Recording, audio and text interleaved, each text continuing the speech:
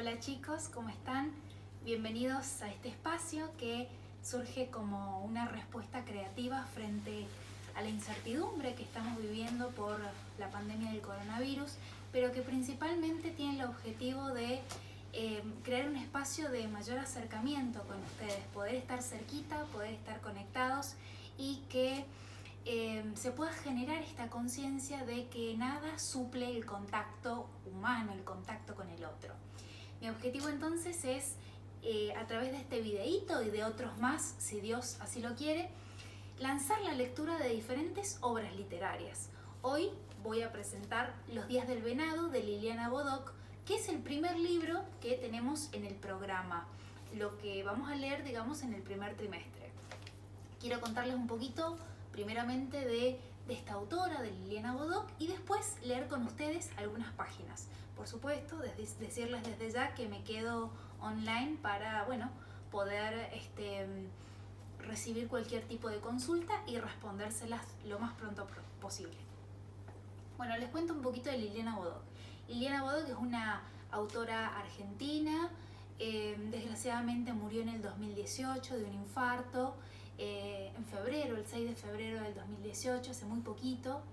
Era una autora de literatura infanto-juvenil, una autora muy prometedora, se lee mucho sobre ella en las escuelas. Probablemente ustedes ya hayan tenido contacto con otro de sus libros, como El espejo africano, El rastro de la canela, Amigos por el viento, que es una antología de cuentos cortitos, pero que sin embargo es muy muy lindo.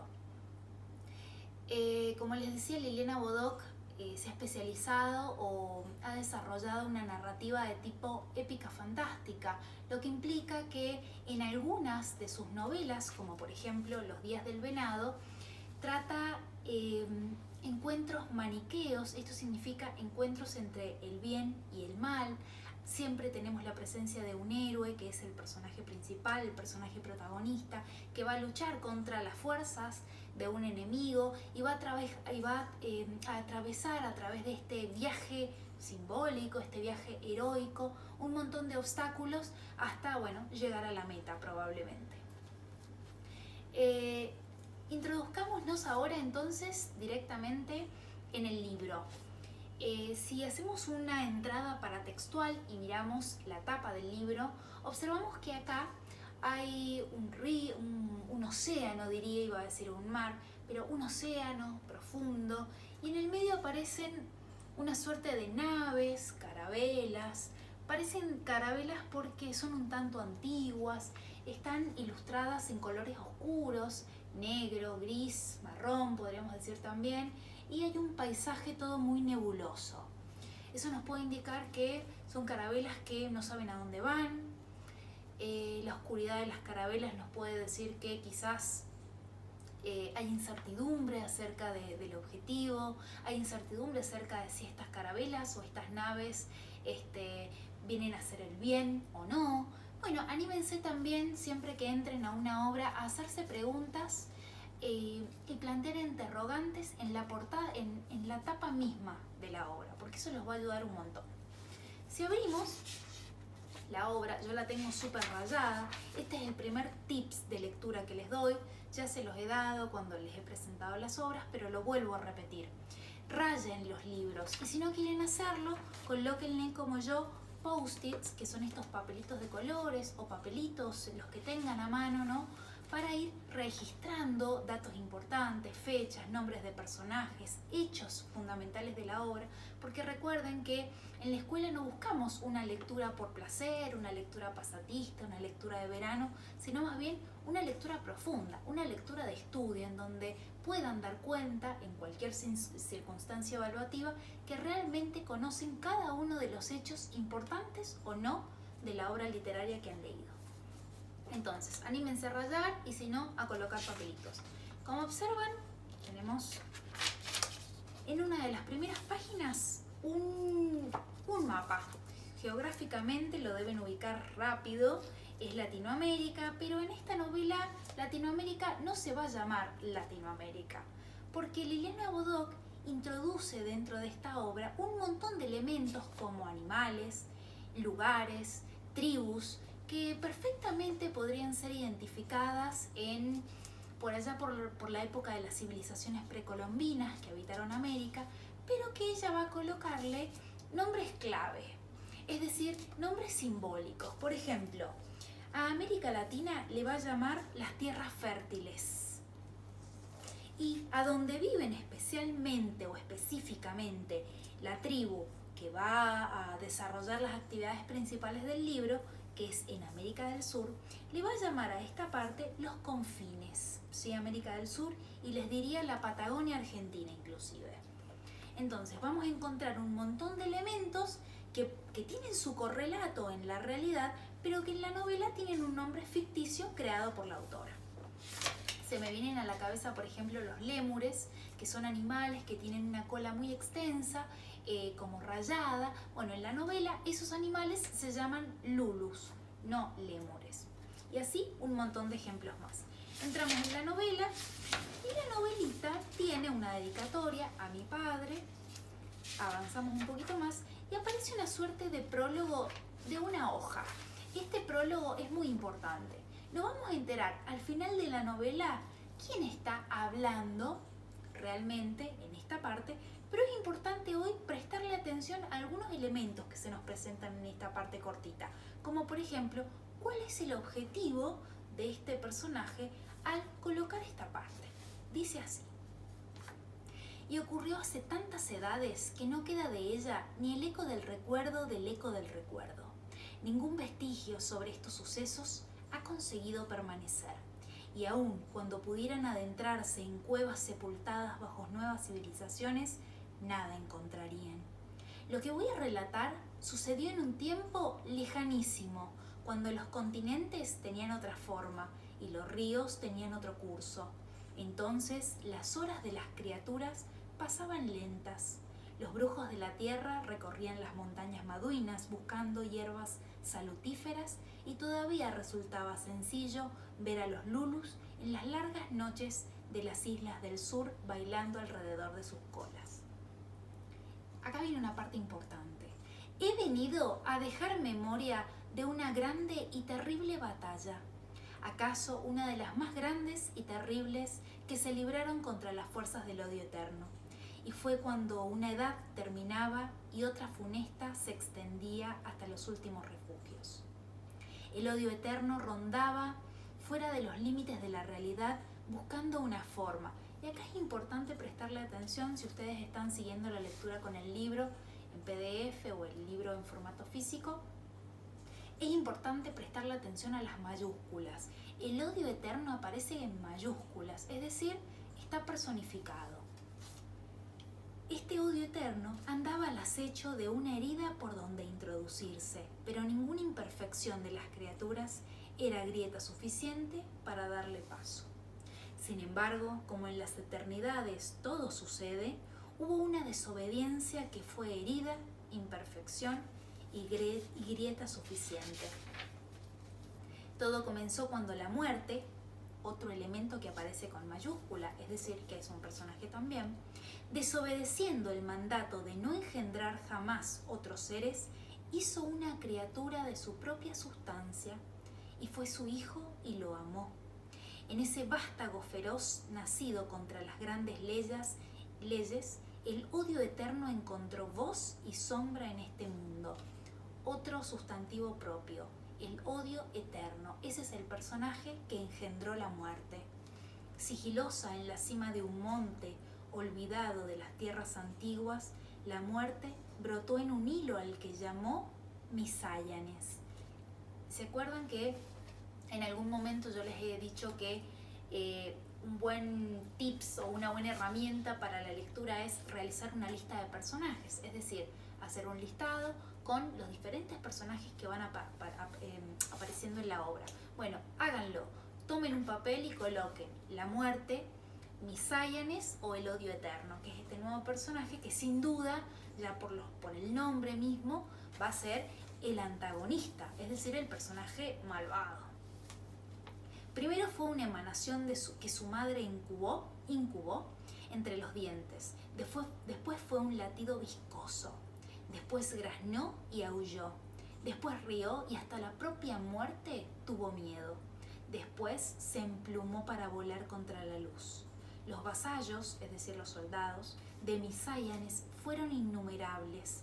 Seres de todas las especies se doblegaron ante su solo aliento y acataron su voz, pero también seres de todas las especies lo combatieron. Así la guerra se arrastró hasta cada bosque, cada río y cada aldea. Cuando las fuerzas de Misáyanes atravesaron el mar que las separaba de las tierras fértiles, la magia y las criaturas se unieron para enfrentarlas. Estos son los hechos que ahora narraré en lenguas humanas detalladamente. Y viene la primera parte.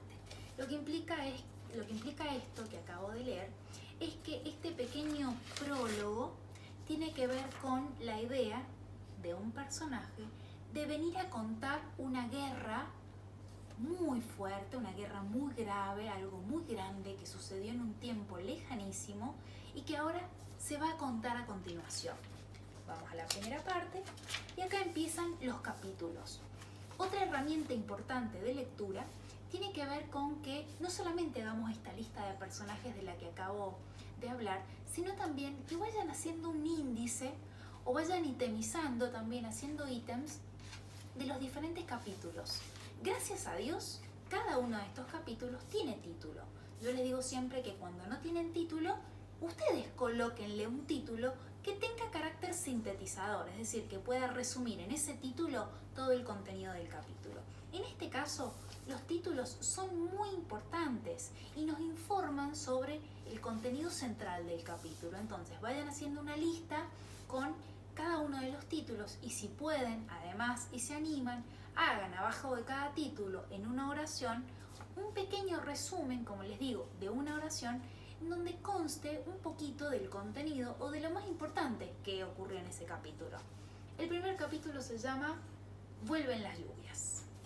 Lo voy a tratar de leer con ustedes, o por lo menos un poquito. Voy a ir parando en algunos momentos para hacer algunas explicaciones.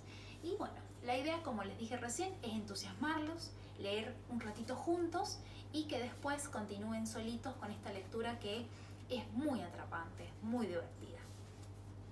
Será mañana, canturrió vieja Kush, cuando escuchó el ruido de los primeros truenos.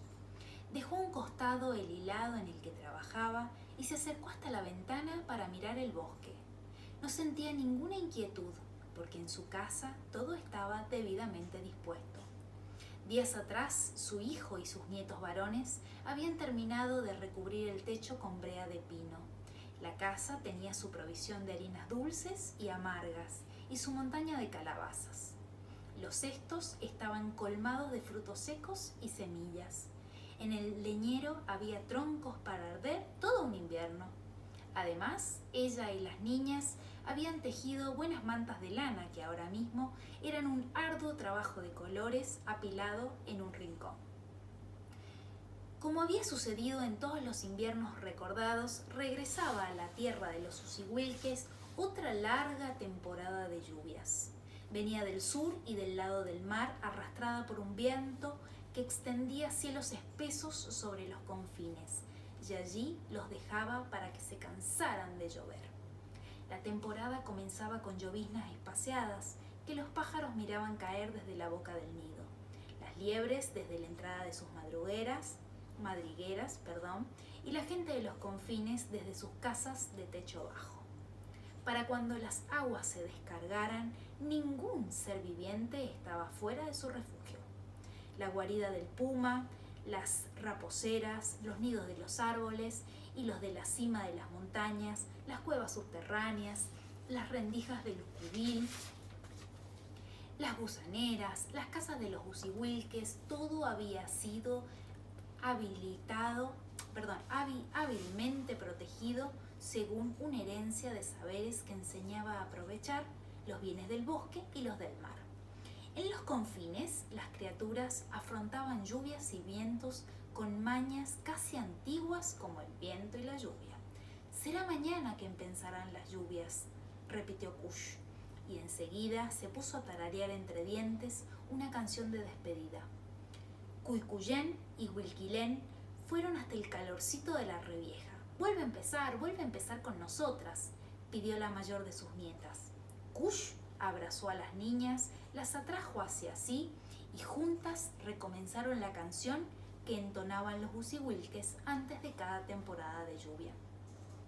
Cantó la voz cálida y quebrada de la raza del sur, cantó sin imaginar que pronto se harían al mar los que traían el final de ese tiempo de bienaventuranzas.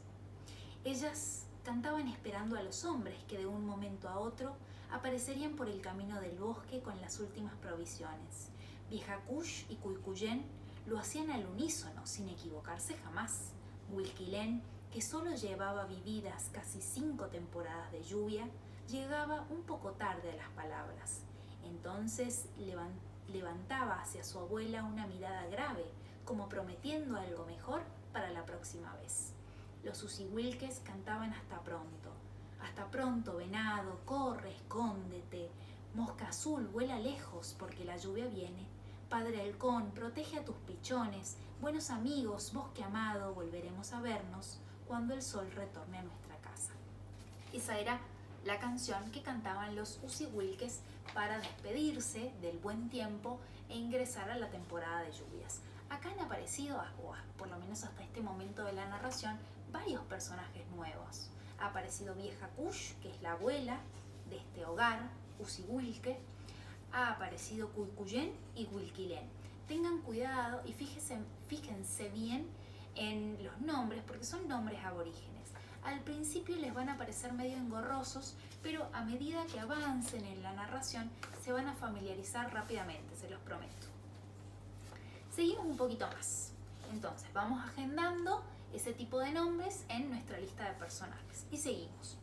Los 3 rostros que miraban desde la casa eran de colores oscuros en el cabello, la piel y los ojos.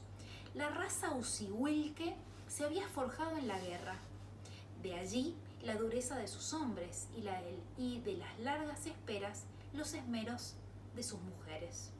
Los corales del mar enhebrados en las trenzas, engarzados en brazaletes y collares o ceñidos a la frente eran el único bien que realzaba las vestiduras de las mujeres usihuilques.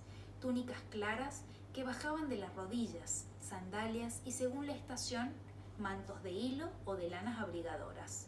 Así lucían ahora la abuela y sus 2 nietas, generosas en la belleza de sus razas. ¡Los Lulus! ¡Ahí están los Lulus!, gritó Huilquilén. Vieja Kush, mira los Lulus. ¿A dónde los ves tú, Huilquilén?, preguntó la abuela. Allí, y señalaba con precisión un gran nogal que crecía a mitad del camino entre la casa y el bosque. Kush miró. Es verdad, 2 colas luminosas se enroscaban y se desenroscaban al tronco, como pidiendo atención. Una era de color rojo y la otra apenas amarilla. El color indicaba el tiempo de vida de los Lulus, más viejos mientras más blanca la luz de sus colas.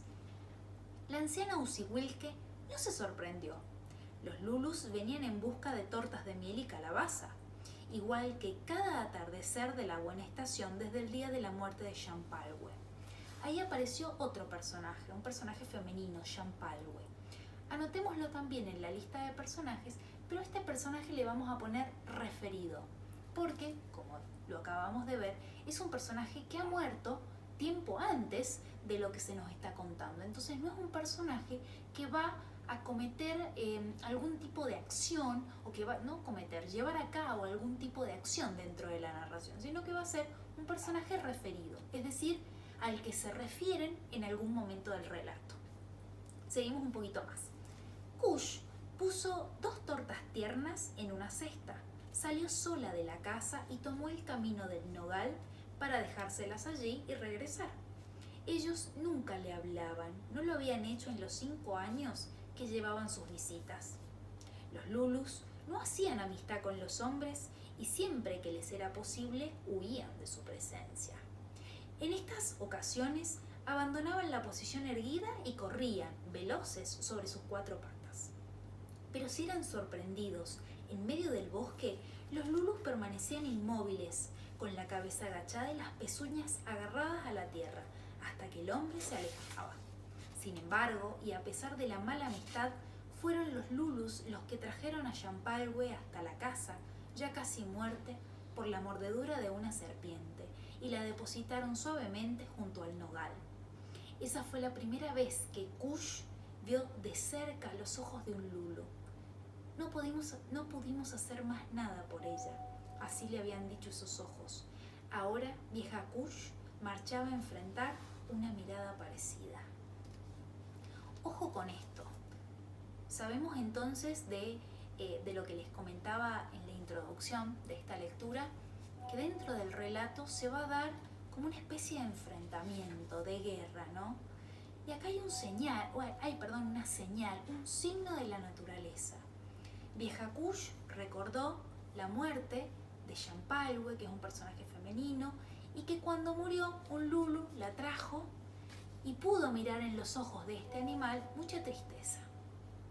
En este momento de la narración, Vieja Kush se encuentra nuevamente con el lulu y puede observar esa mirada con tristeza, lo que nos indica que algo puede pasar, que algo puede estar por suceder y que sin duda no es nada bueno. La revieja había depositado la cesta en el suelo y se disponía a volver con las niñas cuando el soplido de uno de los lulus la detuvo. Se rehizo del asombro y giró de inmediato, temiendo un ataque. En cambio, se encontró con los ojos del lulu de cola amarilla. La miraba igual que aquel lulu lo había mirado el día en que murió Shampalwe. Kush supo que se avecinaba otro dolor y lo enfrentó con la serenidad aprendida de su pueblo. ¿Y ahora qué sucederá?, preguntó. El lulu se quedó en silencio, sus grandes ojos llenos de presagios. «Háblame, hermano Lulu», rogó Kush. «Dime lo que sabes, tal vez podamos remediar algo todavía». Pero el lulu giró hacia el bosque y se alejó de allí en 4 patas. El más joven, ajeno a la preocupación, no se resignó a malograr el festín. Sacó las tortas de la cesta y recién entonces corrió tras su compañero. Kush desanduvo muy despacio el trecho que la separaba de la casa. Mientras regresaba, se pasó por el alma ensombrecida.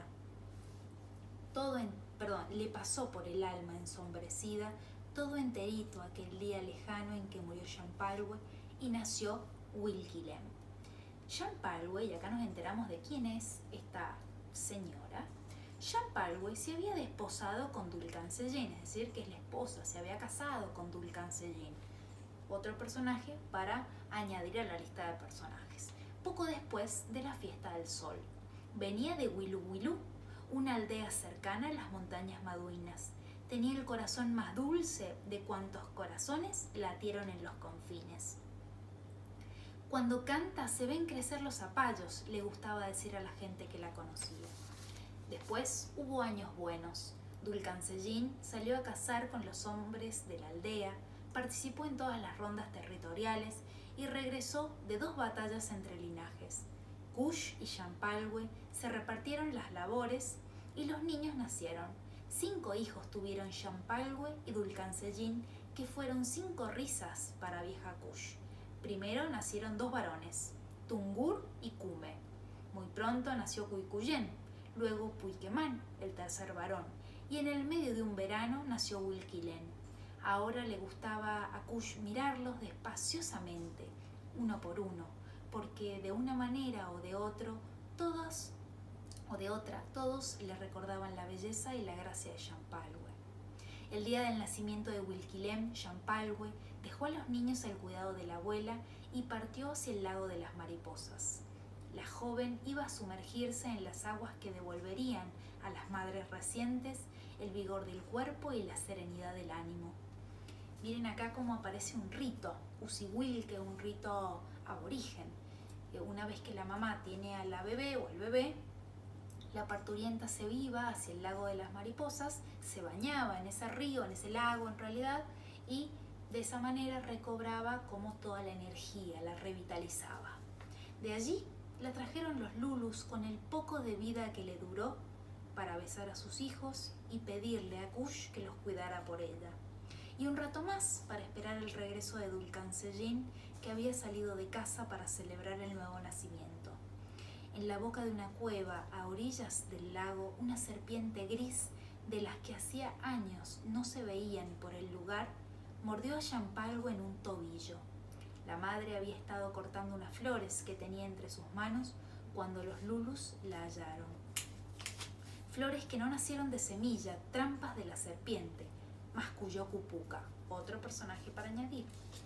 El brujo de la tierra intentó recobrarla para la vida con las medicinas del bosque y de la montaña, pero ni los remedios de Cupuca, ni la juventud de Yampalgue, ni siquiera el ruego de un hombre que nunca antes había rogado, nada consiguió salvarla. Murió ese mismo día mientras atardecían los confines. Fue por eso que Kush había pedido a los lulus que vinieran por un obsequio cada atardecer en que fuera posible andar a la intemperie por esas tierras. Así nosotros vamos a agradecerles y ustedes van a recordarla, dijo la anciana.